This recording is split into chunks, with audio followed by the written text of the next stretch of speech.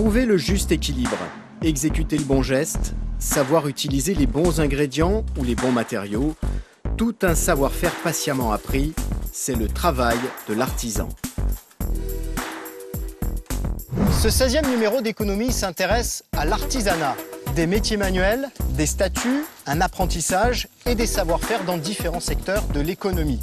À l'heure du numérique et des interrogations sur l'intelligence artificielle, quel est l'avenir de ces métiers qui bien souvent aujourd'hui peinent à recruter ? Nous sommes ici dans l'atelier de Jérémy Matteucci, artisan pâtissier chocolatier, installé à Tarabuceta, près de Figari. Jérémy Matteucci, bonjour. Bonjour.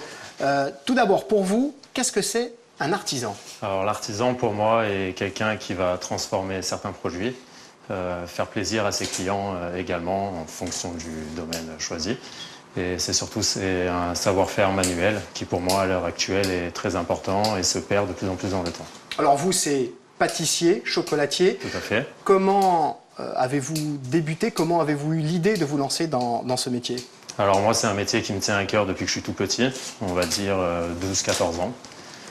Après, par la suite, j'ai fait mon cursus scolaire habituel. Et à la 3e, j'ai arrêté les études pour pouvoir me lancer dans la pâtisserie. C'était pas en tout cas un choix par défaut, c'était véritablement une passion que vous vouliez transformer en avenir professionnel. Vraiment une passion, oui. J'ai créé une SAS pâtisserie-chocolaterie il y a 2 ans maintenant. On est 2 dans la société. Moi, mon statut à l'heure actuelle, le lancement de ma société, ça a été de servir les restaurants et hôteliers sur la région du sud de la Corse. Par la suite, il y a 1 an, on a envisagé de vendre en direct dans l'atelier tout ce qui est pâtisserie fraîche individuelle, chocolat, confiserie. Le but étant que les gens viennent à l'atelier et nous voient travailler et voient le savoir-faire, puissent sentir les odeurs quand ils rentrent et déguster éventuellement. Aujourd'hui, ce métier de pâtissier chocolatier, quelles sont les exigences, les qualités nécessaires pour exercer ce métier et les exigences au quotidien ? Les exigences au quotidien, c'est de la rigueur, premier mot d'ordre. Précision, beaucoup de précision. C'est un métier où on n'a pas le droit à l'erreur. Enfin, je veux dire, une ânerie, le moindre gramme ou quoi que ce soit, ça peut louper la recette. Beaucoup de rigueur parce que le client il veut toujours de la qualité, toujours du top. Du moins, c'est ce que je véhicule à mon apprenti. On a l'impression que tous ces métiers manuels sont un petit peu délaissés. Quel regard portez-vous sur l'artisanat aujourd'hui ? Pour moi, l'artisanat est un des plus beaux métiers. Du moins, pour moi, je pense faire le plus beau métier à l'heure actuelle, sans aucune prétention. Ce que je voudrais véhiculer vraiment à l'heure actuelle, c'est aux jeunes, du moins, qui voudraient se lancer soit dans les métiers de bouche ou de bâtiment. C'est sûr que ce sont des métiers très difficiles, mais à l'heure actuelle, le savoir-faire manuel est juste exceptionnel et je pense qu'il y a beaucoup à faire pour la suite, pour l'avenir. Jérémy, on vous retrouve dans un instant. Auparavant, avec vous Dominique, une première question. Qu'est-ce qu'un artisan ? Originellement, l'artisan est celui qui met son art au service d'autrui. Le statut d'artisan est avant tout une reconnaissance professionnelle. Un artisan est un chef d'entreprise indépendant qui assure seul ou avec son conjoint la responsabilité de l'entreprise. Qualifié dans son métier, il est le dépositaire de nombreux savoir-faire transmis essentiellement par le biais de l'apprentissage. Chaque artisan dispose d'une carte professionnelle, reconnaissance pour l'artisan, mais aussi garantie pour le consommateur. Cette carte vaut attestation annuelle d'immatriculation au répertoire des métiers. Un artisan, c'est aussi un statut juridique spécifique. L'artisan doit exercer une activité professionnelle de fabrication, de transformation, de réparation, de prestation de services relevant de l'artisanat. L'entreprise doit générer l'essentiel de son revenu de la vente de produits et de services issus de son propre travail. Être économiquement indépendant, l'entreprise doit intervenir pour son propre compte et non pour celui d'une autre personne morale ou physique. Ne pas employer plus de 10 salariés lors de sa création et être immatriculé au répertoire des métiers. Quel est le point commun entre un costumier, un restaurateur de tableaux, un fabricant de soldats de plomb, un luthier ou encore un potier ? Eh bien, ce sont des artisans d'art. Depuis 2016, tous les professionnels des métiers d'art sont reconnus par la loi. Désormais, quel que soit leur statut, artisan, artiste-auteur, profession libérale, salarié d'ateliers de manufacture privée, fonctionnaire de manufacture d'État, toutes les personnes qui exercent ces métiers artistiques de transformation de la matière en pièces et ouvrages uniques sont reconnus légalement comme des professionnels de métiers d'art. Enfin, on en parle peu et pourtant, c'est un secteur de l'artisanat non négligeable, le luxe et l'innovation. En France, 6 milliards d'euros sont réalisés chaque année grâce aux exportations, notamment dans ce secteur. L'apprentissage, c'est l'une des clés de l'artisanat. L'apprenti alterne les cours théoriques en lycée professionnel ou dans un centre de formation d'apprentis avec la pratique en entreprise. Comment cela s'organise ? Maya Gradiagne et Marion Fiam se sont rendus au CFA de Haute-Corse où se trouvent des jeunes, mais aussi de plus en plus de femmes et d'hommes en reconversion professionnelle. Apprendre un métier, c'est l'assurance d'avoir un emploi, pourtant beaucoup de postes restent non pourvus. Ce matin, au centre de formation des apprentis de Fouriagne, c'est cours de soudure. Bienvenue en CAP installateur sanitaire et thermique, au centre le formateur. Il montre l'exercice une fois, puis laisse le chalumeau aux apprentis. Non, ton chalumeau, il faut que tu l'avances, pas que tu recules. Comme ça. La pratique plutôt que la théorie. Pour Antonio, c'est la meilleure façon d'apprendre. Personnellement, je préfère mettre la main à la pâte, comme on dit. À 26 ans, Antonio Nelson est déjà titulaire de 2 certificats d'aptitude professionnelle. Il passe son 3e. Après le collège, il a tenté l'électricité en bâtiment, mais au contact du métier, il ne se voyait pas faire carrière. Alors il s'est inscrit en CAP tôlerie. Diplôme en poche, il n'a pas eu de mal à trouver du travail, mais les perspectives d'évolution professionnelle lui semblaient trop limitées. Au bout de quelques années, il est donc retourné au CFA.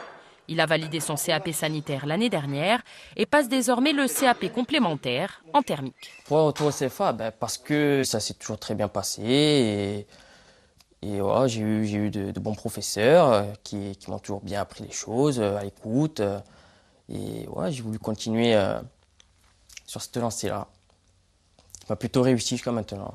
Si Antonio a trouvé son bonheur au CFA, un apprenti inscrit sur 5 abandonne en cours d'année. C'est des jeunes qui pensent connaître un métier, qui ont envie de faire ce métier, mais qui ne voient pas le revers de la médaille, qui ne voient pas la charge de travail. Dans mon domaine, ils sont relativement, je dirais pas nombreux, mais c'est fréquent, oui. J'en ai toujours quelques-uns qui, je sais, au bout de 15 jours d'apprentissage, je sais que je ne les reverrai plus. Je dirais qu'il n'y a pas de mauvais élèves. Il n'y a que de mauvaises orientations. Des élèves qui doivent trouver des contrats d'apprentissage. Une recherche parfois compliquée, car les entreprises insulaires ont du retard en matière de formation professionnelle. D'abord, parce que 91% d'entre elles comptent moins de 10 salariés et embauchent donc peu d'apprentis. Mais pour le directeur du CFA, le plus gros problème, c'est qu'elles n'expriment pas leurs besoins en main-d'œuvre qualifiée, ce qui empêche la mise en place d'une réelle politique de formation. Sans politique, c'est-à-dire l'art de choisir ce qu'il faut soutenir, conforter, développer, on n'y arrivera pas. Et en même temps, ça apportera une meilleure lisibilité en offre finalement de besoins de main-d'œuvre et donc de formation à des jeunes, des adultes et des parents des jeunes qui pourront peut-être être plus enclins à être motivés à aller faire suivre telle ou telle spécialité. Car dans certaines filières, les besoins en main-d'œuvre qualifiée sont très forts. Et il est parfois difficile de pourvoir les offres d'emploi. C'est le cas des maçons, des électriciens, des plombiers ou encore des métiers de bouche. Le centre de formation des apprentis travaille donc en étroite collaboration avec Pôle emploi. Ensemble, ils essaient de dédiaboliser ces métiers, souvent victimes de préjugés. On reste parfois sur des vieilles idées quant aux conditions de travail et aux difficultés de création de conditions de travail. Les métiers de bouche, notamment, ça peut être le cas. Même si pour celles-là, on a beaucoup bénéficié en fait des émissions de télé-réalité qu'on a pu voir effectivement sur de nombreux écrans et qui ont redonné un élan nouveau, et notamment en reconversion vers tous les métiers liés à la boulangerie, à la pâtisserie. Pour les éclairs à la chantilly et autres chocolats à la fraise, direction le rez-de-chaussée. C'est le royaume des apprentis en CAP pâtissier-chocolatier et leurs formateurs. Armindo est en reconversion professionnelle. Engagé dans l'armée très jeune, il a troqué l'uniforme contre la blouse de chocolatier. Son terrain d'opération désormais, c'est le laboratoire du CFA. Voilà, tu mélanges bien. On va prendre la température. C'est le seul endroit où on peut commencer en fait. On ne peut pas arriver et être chef pâtissier comme ça en claquant les doigts. Il faut d'abord commencer par le tout début. Et le tout début, c'est au CFA, l'apprentissage. Et puis après, on peut faire des écoles, on peut faire un BTM. Et puis ouvrir sa propre entreprise même. Et voilà. Car le CAP n'est pas une fin en soi. Au CFA de Fouriagne, sur les 210 apprentis ayant validé leur CAP en juin dernier, 60 ont choisi de poursuivre leurs études à la rentrée, que ce soit pour un bac pro ou un autre CAP. Regarde, tu le tapes sur la table un petit peu. Les bulles d'air, il faut savoir qu'un bonbon obturé comme ça, c'est comme s'il était sous vide. Le chocolat, c'est un très bon conservateur. Donc, si tu as une bulle d'air, c'est ça qui va faire que ton chocolat va tenir moins longtemps. Au-delà du tour de main, de la précision et de la rigueur, un bon pâtissier chocolatier doit avoir de solides notions en chimie et mathématiques. Pour le formateur, il faut tordre le cou aux idées reçues. Le CFA, ce n'est pas l'école des cancres. Ça, c'est les a priori des années, je dirais, de mon enfance. Parce que on entendait, voilà, tu vas finir au CFA. C'est plus des voies de garage comme on le disait avant. Je pense qu'apprendre un métier aujourd'hui, c'est très important parce que, bien sûr, il y a les intellectuels, mais il y a aussi les manuels. Quand on apprend un métier, voilà, on est sûr, si ça nous plaît, on est sûr de trouver des débouchés. Hein. Il n'y a pas de secret. Lui a d'ailleurs embauché des jeunes après les avoir formés. À Fouriagne, les apprentis qui suivent leur formation jusqu'au bout ont de grandes chances de ressortir avec un diplôme en poche. En juin, le taux de réussite au CAP était de près de 90%. Les métiers du bâtiment sont parmi ceux qui recrutent le plus. Installé à Solacaro, Jérôme Istria est électricien, le même métier que son père. Peu passionné par des études générales, en classe de première, il opte pour l'apprentissage en CFA. Il obtient un CAP, puis un BEP et un bac pro pour prendre la succession et transformer l'entreprise. 8 ans après ses débuts, il emploie 2 salariés et 2 apprentis originaires du même village. Je dirais qu'à la base, on n'a pas forcément envie, quand on pense au chantier, de se salir les mains, tout ça. Mais au final, quand on voit ce qui s'ouvre à nous, moi, j'avais la possibilité, j'avais mon père qui était dedans. Certes, j'ai évolué, j'ai su faire quand même évoluer l'entreprise. J'ai eu la chance d'avoir des jeunes à disposition, mais à la fois aussi, je pense qu'on a eu la chance d'avoir une entreprise au village. L'avantage qu'on a eu, c'est ces stages de collège qui sont proposés donc en fin d'année, en cours d'année de 3e. Donc mes 2 apprentis que j'ai actuellement ont suivi donc ce stage avec nous, et c'est là qu'ils ont pris goût au métier et ils ont décidé donc à la fin de leur année de 3e de suivre la formation d'apprenti. Ce que l'on constate, c'est que les métiers du bâtiment ont du mal à recruter aujourd'hui. Ça veut dire que ces métiers-là ont encore une image détériorée, négative. Aujourd'hui, pour leur donner envie, vous, qu'est-ce que vous pourriez dire aux jeunes ou aux personnes qui seraient intéressées par le bâtiment ? Moi, je pense qu'il faut pas avoir peur de se dire on travaille dans un chantier où il y a de la poussière. Certes, c'est mieux. Il faut pas avoir peur de se salir les mains, comme je l'ai dit au début. Et il faut. Le plus important, c'est la priorité pour moi, c'est donc aimer son travail et le faire avec passion, avoir le plaisir du travail bien réalisé. Dans un secteur comme le vôtre, aujourd'hui, sur quoi vous travaillez en électricité? C'est un métier qui évolue Alors, me concernant, c'est un métier qui a quand même un bel avenir parce que nous, dans nos clientèles, on a aussi bien des particuliers qui font de la rénovation, des villas neuves, de la construction neuve. On a des entrepreneurs qui nous font travailler aussi. Donc on a la chance de pouvoir travailler dans la région, de travailler à une demi-heure maximum de Solacaro. En fait, on va essayer de se diversifier au maximum. C'est pour ça que j'ai un apprenti justement qui a fini sa formation d'électrotech et qui est maintenant en froid clim. Donc c'est pour essayer d'avoir un panel le plus large possible, et tout en restant, je dirais, dans quelque chose de raisonnable. En tant que responsable, que chef d'entreprise, les perspectives pour les prochaines années, quelles sont-elles? On essaye d'être le plus performant possible, et l'avantage, c'est qu'en tant que jeune créateur, on a des aides qui m'ont permis d'évoluer doucement, mais dans le bon sens. C'est-à-dire que de 2010 à 2018, j'ai embauché 2 employés, 2 apprentis, ce qui me fait aujourd'hui 2 équipes. Et j'aimerais à terme avoir vraiment 2 équipes qui soient complètement autonomes et qui sachent faire des réalisations le plus parfait possible et satisfaire le client. L'apprentissage est important. Il permet de former une main-d'œuvre qualifiée, il nécessite une implication au quotidien de la part de Jérôme, mais il apporte aussi des contreparties. L'avantage des apprentis, c'est effectivement transmettre le métier, c'est toujours plaisant de transmettre, mais après, c'est aussi pour moi, jeune entrepreneur, c'est un peu un tremplin pour moi aussi, parce que au niveau des charges, on est quasiment exonéré à 100%. Donc ça nous permet de nous laisser le temps de transmettre, de former. Et à terme, soit de proposer un CDI, idéalement pour le chef d'entreprise, bien sûr, soit l'apprenti vole de ses propres ailes et s'installe de son côté. Et on peut toujours travailler après comme 2 entreprises qui proposent, par exemple, en l'occurrence, une personne ferait froid clim, moi je continuerai sur l'électricité. J'ai un apprenti qui est en 6e année, qui est en fin d'apprentissage au mois de juin et qui se questionne sur son avenir. Justement, Marc, vous êtes apprenti, 6 ans déjà que vous êtes apprenti. Comment avez-vous décidé de vous lancer dans cette filière, dans ce métier de l'électricité? C'est en sortant c'est au stage de 3e en fait.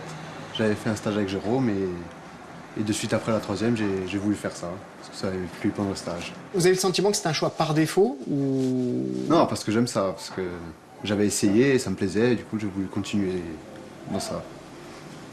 Donc pour l'instant, vous ne savez pas si vous allez créer peut-être votre propre entreprise ou... Encore, je sais pas, c'est peut-être un peu tôt, mais pourquoi pas plus tard. S'il a son examen, moi je lui ai proposé plusieurs portes de sortie. Donc c'est soit de l'embaucher, de lui faire un contrat CDI, donc ce qui était dans mon intérêt comme j'ai dit, soit qui continue, ce qui est dans mon intérêt aussi, sur un BP froid clim, donc ce qui me permet d'avoir encore un apprenti qui est formé, où on a une exonération de charges, et lui avoir plus de théorie et être un peu plus pointu sur tout ça. Soit il décide tout de suite de s'installer, de se lancer, mais comme je lui dis, il est peut-être encore un peu jeune, donc il a 20 ans, il aura 22 ans au terme de son BP froid clim s'il le fait. Et pour l'instant, c'est de l'entretien qu'on a eu récemment, c'est ce qu'il a décidé pour l'instant de faire. Alors moi, comme je l'ai dit, je le mets à l'aise et je lui laisse le choix de continuer avec moi ou non en tant que salarié, apprenti. Enfin, pour moi, je ne veux pas le bloquer sur une quelconque décision et je le laisse libre au choix. Une question encore pour vous, Marc. Est-ce que les conditions de travail ont pu peut-être vous interroger, vous rebuter ou pas du tout? Oui, ouais, mais après on est quand même à l'intérieur, on n'est pas dehors. Quand il pleut, on est à l'abri. Qu'est-ce qui est plaisant dans ce métier? C'est quoi? C'est la maîtrise d'un ensemble d'un process sur une maison peut-être? Je pense que c'est la réalisation, le fait de voir les choses du début jusqu'à la fin. Après on voit l'installation qu'on a pensé, imaginé, tracée, on a déroulé sur le terrain et après on a la satisfaction derrière que ça marche. Moi souvent les clients, rencontrent mes employés. Souvent ils sont souvent très contents, l'équipe, une bonne ambiance et tout ça, et eux sont contents aussi de voir le client satisfait et l'installation fonctionner, donc c'est valorisant. Jérôme Istria espère pouvoir poursuivre le développement progressif de son entreprise artisanale et consolider son activité. Salarié ou à son compte, Marc Casanove, son apprenti, a quant à lui plusieurs possibilités. Quels sont les statuts d'entreprise? Depuis 2008, il est possible de s'installer en auto-entreprise, un régime destiné à simplifier les procédures. Quels sont les avantages et les inconvénients des différents statuts? Y a-t-il une concurrence déloyale ou une complémentarité? Pierre-Simon Paul et Lionel Luciani ont rencontré deux artisans au profil et au statut différents.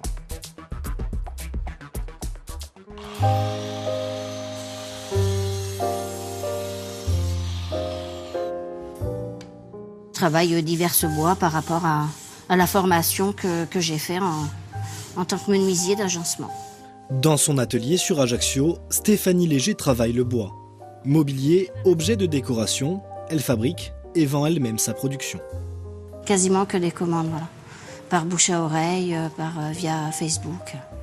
Stéphanie Léger est installée depuis 4 ans en tant qu'auto-entrepreneur, ou plutôt micro-entreprise. Ce statut présente des avantages au niveau administratif. Pas besoin d'expert comptable et au niveau fiscal, l'entrepreneur est imposé personnellement sur un bénéfice calculé de manière forfaitaire. Mais ce régime présente aussi des inconvénients. Principale contrainte, un plafond au niveau du chiffre d'affaires. Un plafond qui a augmenté en 2017, 170 000 € pour les activités de vente, 70 000 pour les autres activités de prestation de services. Ce régime-là est peut-être un peu plus simple vraiment au niveau administratif et par rapport aux charges que l'on paye quand on a une entreprise, quoi, c'est sûr. Mais bon, au bout d'un moment, on ne peut pas rester éternellement auto-entrepreneur.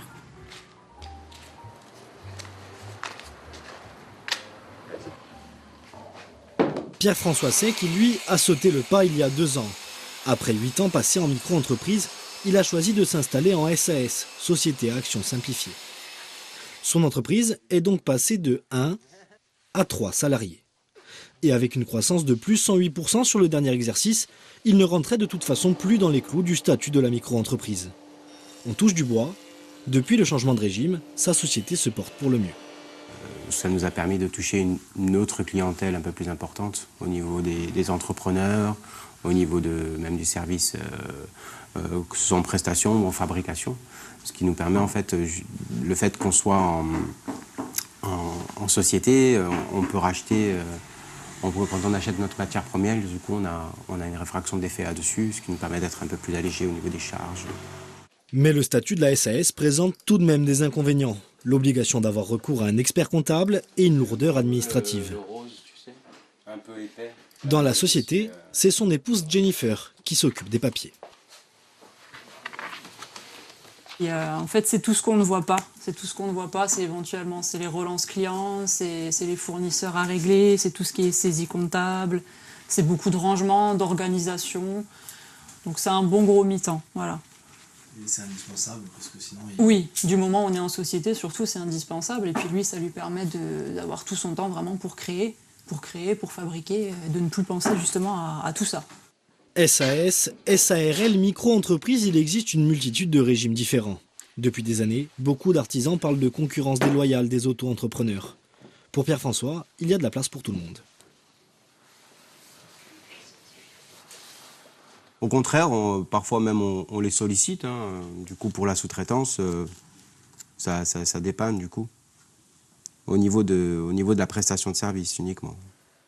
Comment une petite chute de nuance, s'il te plaît. Cette année, le menuisier a recours à un apprenti du CFA de Corse du Sud. Mathieu est présent 3 semaines par mois, une main-d'œuvre quasi indispensable et surtout peu coûteuse. Énième avantage de l'évolution de l'entreprise.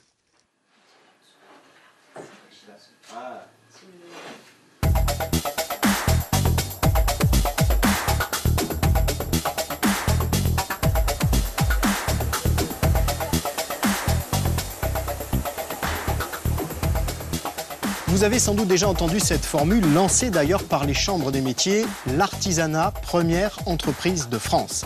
Mais Dominique, s'agit-il d'une réalité? Que représente aujourd'hui l'artisanat en France et en Corse en particulier? Que représente aujourd'hui l'artisanat en France et plus particulièrement en Corse? Les derniers chiffres publiés remontent à 2015.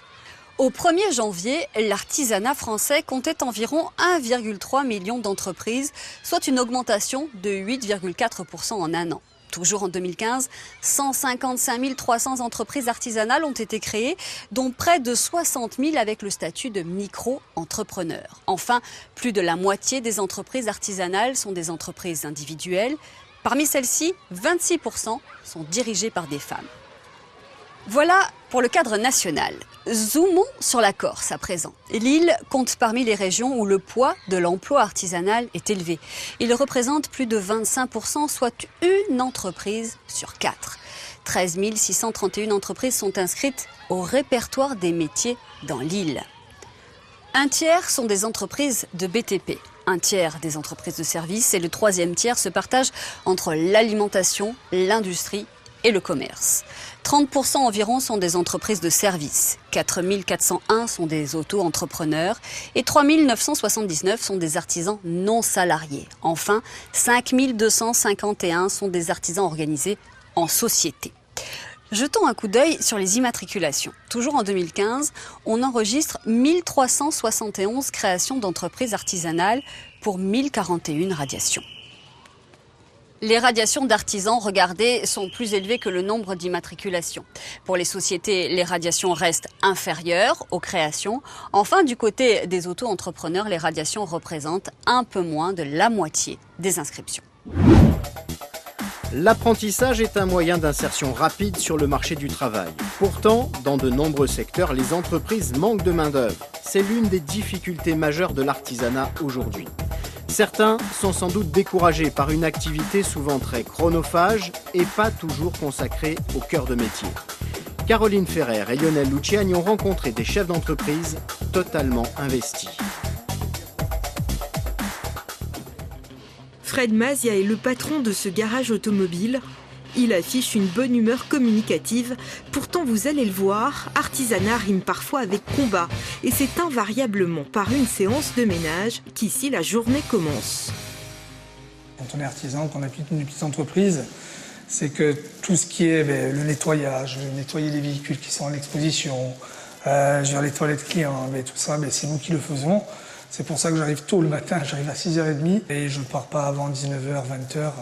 Et je veux dire, c'est mon quotidien. Je veux dire, il faut être là. Si vous n'y êtes pas, le client vient, Fred est là. Non, il va revenir. Donc le client vous rappelle. Aujourd'hui, les gens ont besoin de vous voir. Un investissement permanent qui porte ses fruits. Le garage est bénéficiaire d'environ 60 000 € par an. Bientôt davantage quand cesseront les traites du crédit. Revers de la médaille, depuis 10 ans que son entreprise existe, Fred Mazia ne s'est jamais accordé de repos. J'avais une grosse grippe, je ne pouvais pas venir travailler. Et c'était un après-midi, j'avais plus de 42 fièvres. Et j'ai mes mécanos eux-mêmes qui me disaient « Mais Fred, rentre à la maison, on va te reposer ». Je dis « Non, les gars, je suis obligé de rester, il y a du boulot ». Et il m'avait mis à l'intérieur, je m'étais mis à l'intérieur d'un véhicule d'un client. Et on avait monté le pont à fond, de manière à ce que je puisse dormir. J'ai dit « Laissez-moi dormir une demi-heure ». Ils m'ont dit « Ouais, bon, t'inquiète pas ». Et en fin de compte, ils n'avaient pas redescendu la voiture, mais c'est jusqu'à 15h. Car l'entreprise compte 6 salariés, presque tous présents depuis le début de l'aventure en 2008. Un mauvais recrutement aurait pu mettre l'entreprise en danger, ce qui n'a pas empêché Fred Mazia de prendre des risques avec Cédric, un ancien apprenti aux débuts incertains. Les années sont passées, aujourd'hui Cédric, ça fait 10 ans qu'il est avec moi, et c'est devenu, je veux dire, une pièce indispensable à l'entreprise. Et je suis heureux d'avoir fait l'effort. Je veux dire, et surtout d'avoir pris le temps de discuter avec lui et de lui donner sa chance, je dirais. Aujourd'hui, il n'est pourtant pas certain de prendre un nouvel apprenti, car il faudrait trouver la perle rare. Aujourd'hui, la valeur travail, on l'a tirée vers le bas. Moi, aujourd'hui, ce que je constate, c'est que on a nos enfants qui ne rêvent que de Mbappé, de tous ces grands joueurs de ballon, tous ces sportifs. Et aujourd'hui, du travailleur, on n'en rêve pas. Ce n'est pas un problème de jeunes, c'est un problème d'éducation. C'est qu'à un moment, moi je pense que les parents ont baissé les bras. Et je veux dire, ils n'ont pas été suffisamment là pour essayer d'aiguiller sur des formations ou d'autres, sur des métiers. Changement de secteur d'activité avec Laetitia Vanchanti, la patronne de ce salon de coiffure. Si le décor est bien différent, ce sont les mêmes problématiques. Elle aussi a pu recruter son ex-apprenti, aujourd'hui en congé maternité, mais elle ne renouvellera pas l'expérience. Sur une classe de 30 élèves, en coiffure, il y a peut-être 5 personnes, grand maximum, qui continuent à exercer cette profession, qui est une profession quand même assez dure, justement par ses horaires, par le fait aussi le relationnel avec la clientèle qui est de plus en plus exigeante. Une apprentie, c'est quand même un salaire, même si les charges sont moindres, mais il faut quand même pouvoir sortir un salaire supplémentaire. On mise sur la sécurité et pas se lancer à embaucher une personne supplémentaire et ne pas pouvoir la payer. D'autant que le salon compte déjà une deuxième employée. Une aide précieuse côté coiffure. Pour le reste, Laetitia Vincenti est sur tous les fronts. D'ailleurs, quand j'ai acheté l'entreprise, j'ai failli abandonner plusieurs fois justement par rapport à l'administratif. C'est des complications en permanence. Quand vous donnez un papier, on vous en demande un autre. Ça ne s'arrête jamais. On se revoit le mois prochain? Sans problème. Ah, super. Les contraintes, c'est le temps passé déjà dans l'entreprise. Donc 9h, 18h non-stop du mardi au samedi. Ensuite, très peu de congés, à peu près une semaine par an. L'année dernière, j'ai pris une semaine, j'étais au Mondial de la coiffure. D'un métier à l'autre, les artisans sont confrontés à des contraintes identiques. Exemple avec Nicolas Mans, patron d'une entreprise dans le bâtiment. Au mois d'août, j'aurais aimé prendre une dizaine de jours, mais je suis sorti tous les jours sur des dépannages parce que j'ai pas pu laisser mes gars qui travaillaient. Mes gars ont pu prendre 3 semaines à peu près, mais moi j'ai assuré l'astreinte. Les dernières vacances, c'était quand? L'année dernière, mois d'août l'année dernière. Une activité chronophage et de nombreuses charges à payer. Entre les cotisations personnelles, les cotisations salariales pour ses 2 employés et les diverses assurances. Et ce patron n'ose même pas profiter de ses bénéfices. Si moi je voulais prendre dans les bénéfices de ma société, on me taxe à 50% sur ce que je vais prendre, donc on réinvestit dans l'outillage et c'est de l'investissement permanent, quoi. Côté salarié, nous retrouvons Thibaut, que nous avions suivi il y a 2 ans pendant son apprentissage. Mon contrat du CFA s'est fini le 31 août et le 4 ou le 5 septembre, j'ai signé mon CDI chez Nico. Une recrue précieuse, d'autant que l'autre ouvrier songe à s'installer à son compte malgré quelques appréhensions. Le problème, c'est tout ce qu'il y a à côté, que je ne vois pas. Donc c'est tout ce qui est papier, tout ce qui est devis, rencontre avec les clients, pour les projets divers. Donc tout ça, je ne le connais pas. Et également choisir son statut juridique. D'autant d'écueils qui découragent beaucoup d'artisans à se mettre à leur compte. Malgré ces difficultés, pas question de renoncer. La Chambre des métiers et de l'artisanat accompagne et soutient ces chefs d'entreprise. Formation des apprentis et des artisans, transmission, adaptation aux besoins du territoire, les missions sont nombreuses. Denis Bellèche est le secrétaire général de la Chambre des métiers de la Corse du Sud. Pour lui, l'artisanat reste un outil au service de l'économie insulaire et adapté à l'île. L'artisanat aujourd'hui représente 250 métiers. Sur les 250 métiers, il y a environ plus de 500 activités artisanales. L'artisan, si vous voulez, a véritablement évolué de l'origine, où c'était uniquement le savoir-faire. Et aujourd'hui, l'artisanat a intégré de nombreuses dimensions liées aux matériaux, aux technologies. Aujourd'hui, ce n'est plus les activités traditionnelles, mais ce sont de nouvelles activités qui viennent enrichir le statut d'artisan. Donc l'artisan peut être à la fois un maçon, un plombier, comme un technicien sur le génie climatique, comme vous verrez par rapport à ici. Et en Corse, c'est un enjeu très très important, puisque en l'espace de un peu plus d'une dizaine d'années, on a doublé le fichier du répertoire des métiers. On était environ à 7 000. Aujourd'hui, on est à plus de 14 000 entreprises. Donc c'est un mouvement de fond. Et on a besoin pour ces entreprises d'avoir un accompagnement de notre type. Chambre de métier et centre de formation des apprentis, parce qu'on considère que la formation est un enjeu très important pour pérenniser ces entreprises. À l'heure du numérique, l'artisanat a encore toute sa place pour les années à venir ? Oui, oui. Il faut concevoir le numérique comme un outil au niveau de l'artisanat. C'est vrai que les métiers artisanaux ont été impactés par l'environnement qui a tellement changé par rapport au digital. Et donc aujourd'hui, il y a beaucoup d'artisans qui investissent dans le numérique d'une certaine manière pour développer leur phase commerciale. On organise... C'est une façon différente, en fait, le numérique aujourd'hui, c'est une façon différente d'exercer son métier, c'est d'investir de nouveaux marchés, de toucher de nouvelles cibles éventuellement? Oui, mais le métier reste un métier axé sur la qualité. L'artisanat, c'est véritablement la qualité et la proximité. Deux enjeux très importants pour l'artisan, c'est de proposer une relation humaine, donc ce service de proximité qu'on ne peut pas retrouver dans les grandes surfaces, et la qualité. La qualité qui est un élément incontournable, puisque si vous prenez sur Ajaccio, Ajaccio éprouve un certain nombre de difficultés. Vous avez vu qu'aux alentours d'Ajaccio, il y a des centres commerciaux qui se sont développés. Si on veut redonner une identité à une problématique d'un territoire comme Ajaccio, je pense que l'artisanat a son rôle à jouer en mettant en avant la qualité et en donnant une identité. Parce que je vous ai dit qu'il y avait 250 métiers, mais il y a des métiers qui sont porteurs de certaines valeurs comme l'artisanat d'art. Et on pense que l'artisanat d'art pourrait jouer un rôle de redynamisation de cœur de ville.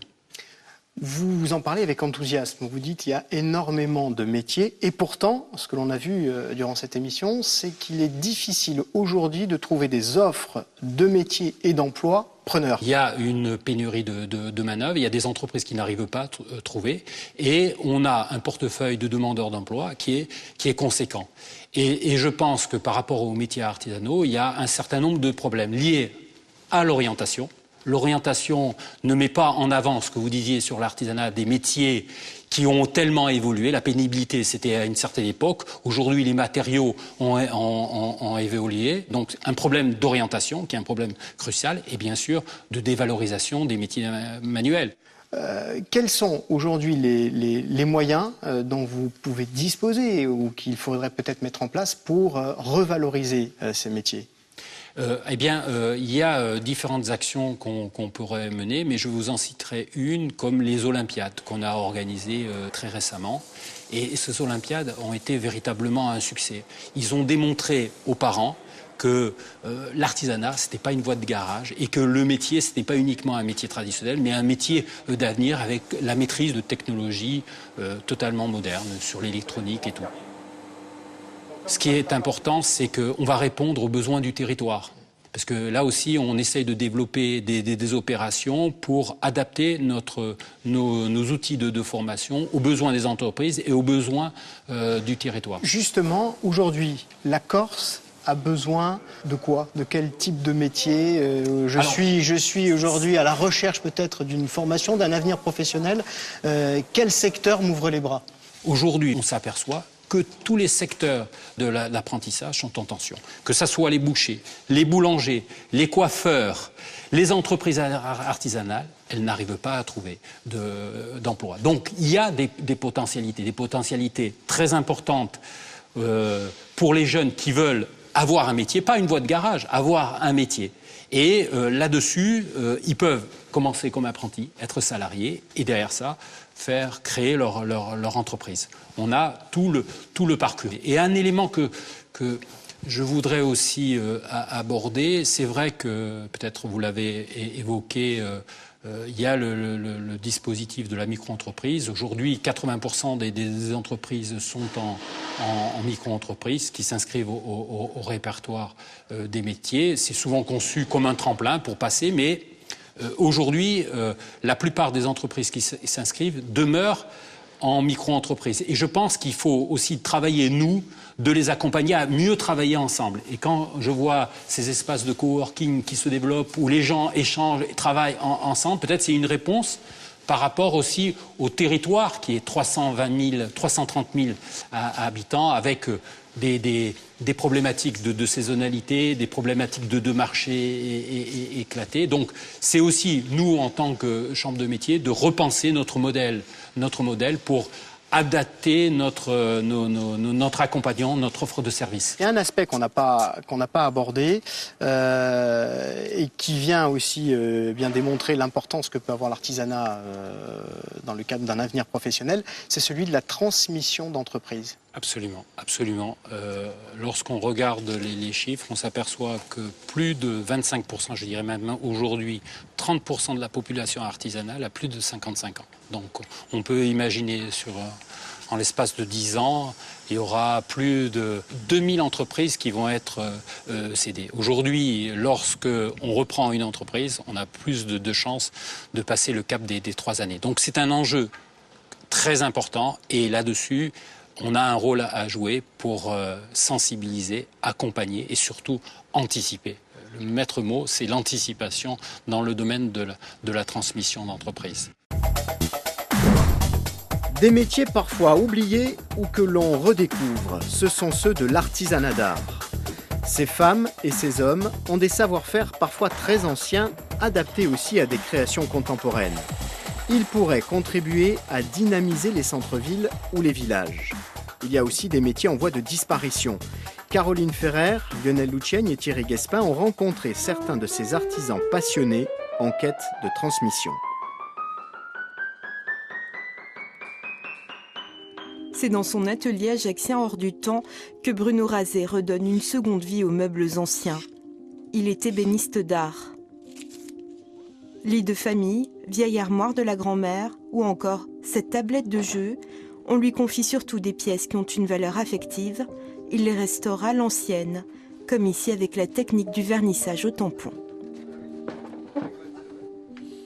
On travaille le vernis avec le diluant. Donc c'est quand même assez délicat. Si on s'oublie un peu dessus, on arrache tout. Alors il faut attendre, il faut recommencer plus tard. Il faut réparer le meuble qu'on me confie. Donc s'il y a de la marqueterie, il faut réparer la marqueterie. Alors soit on recolle la marqueterie qui est décollée, soit s'il manque des morceaux, il faut faire le petit morceau qui manque. Le petit morceau de la marqueterie, c'est comme un puzzle. Bruno est détenteur d'un savoir-faire séculaire. Mais aujourd'hui, les meubles anciens sont beaucoup moins tendance et notre artisan n'est plus rentable depuis longtemps. Je vais m'arrêter là. Vous êtes plus rentable depuis quand? Oh, bah, ça commence à faire quelques années quand même, hein. C'est pile. Et moi ça tient encore parce que avec mon épouse on a pu acheter les murs. Donc maintenant, il n'y a plus de loyer, il n'y a plus de ce genre de choses. Mais autrement, c'est vrai que c'est compliqué. Hein. Surtout pour des choses qui ont de moins en moins de valeur.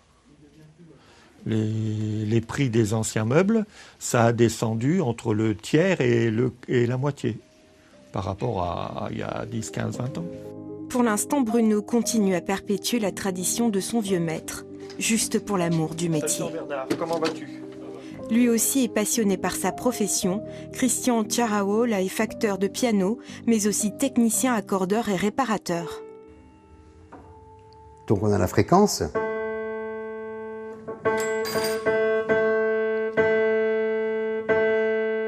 Un métier que l'Ajaccien exerce sans fausse note depuis plus de 50 ans. Moi je suis né dans un magasin de musique pour ainsi dire. Donc tout jeune, il y avait des accordeurs dans mon magasin. Donc je regardais, mais à l'époque, c'était des métiers qui étaient très fermés et les gens ne montraient pas ce qu'ils faisaient. Donc je me rappelle quand j'allais à l'atelier chez mes parents, qu'il y avait un accordeur qui venait d'une grande maison de Paris.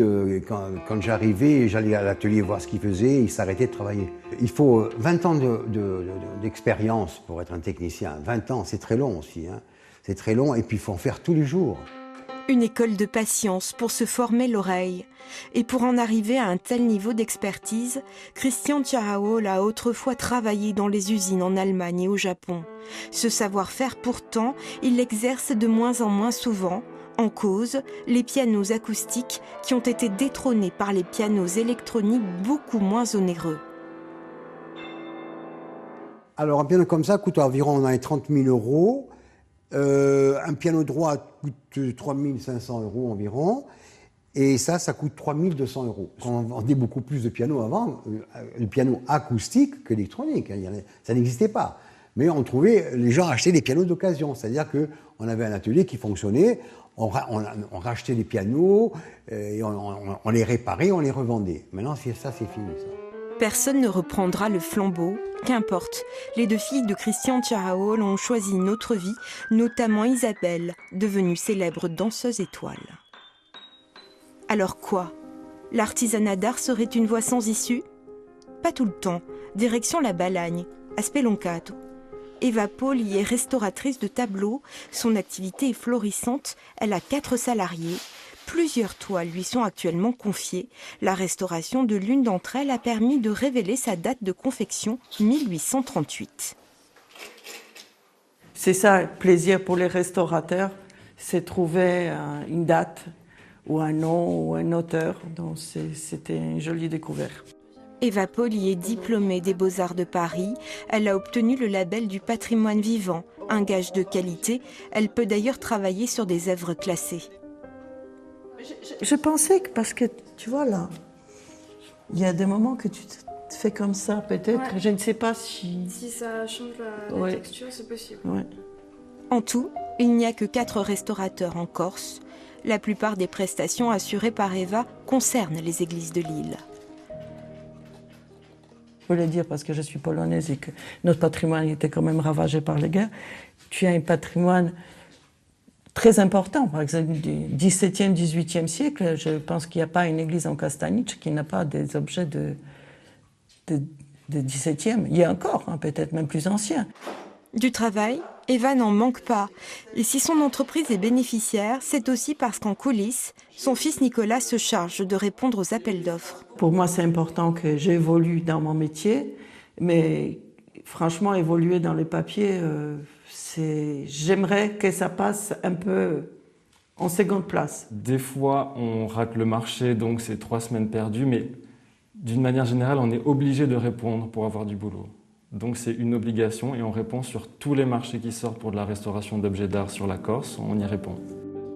De nombreuses semaines de travail sont perdues pour répondre à des appels d'offres en vain. Pas de quoi décourager Eva et son équipe qui réservent tous leurs soins pour ces toiles. La restauration d'un seul tableau peut durer plus de 3 mois. La pâtisserie se rapproche aussi parfois de l'art. Retour à l'atelier de Jérémy Matteucci et de son apprenti Joël de Castro. Ils sont en pleine préparation des fêtes de Noël, l'autre rendez-vous important avec la saison estivale. Alors là, actuellement, Joël est en train de préparer une masse de rochers pralinés et noix de pécan pour les fêtes de fin d'année. Donc on est sur notre production de chocolat qu'on a démarré il y a 1 mois tout juste.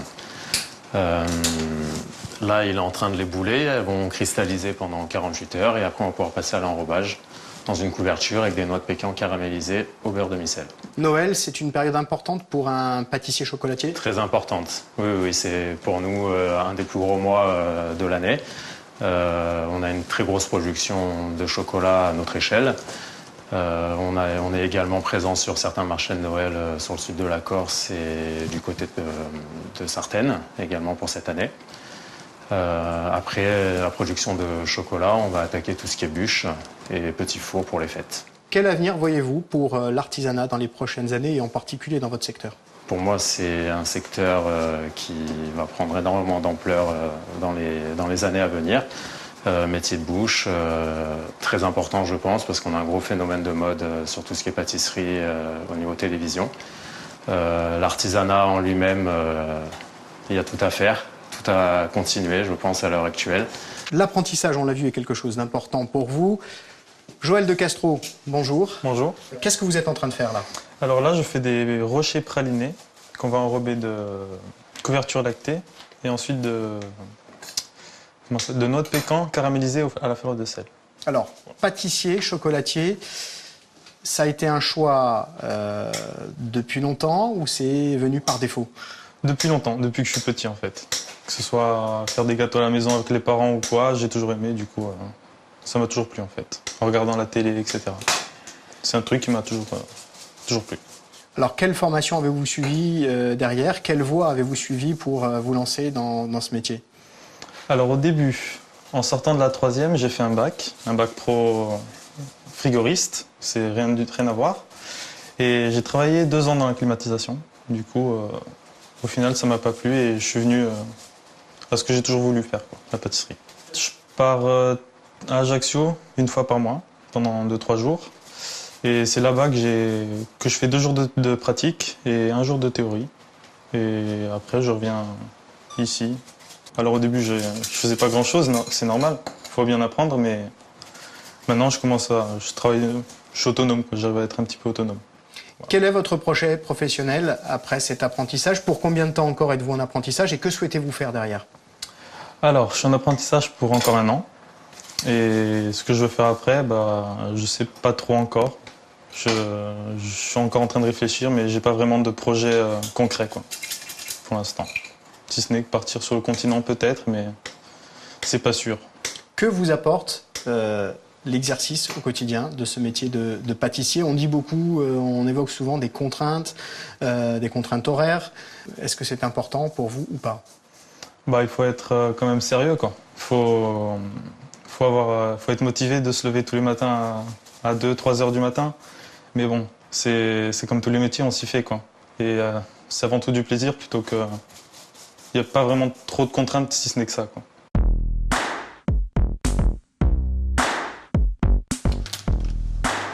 Dans le prochain numéro d'Économie, nous nous intéresserons à un secteur dans lequel la Corse a toute sa place, le nautisme et ses multiples activités.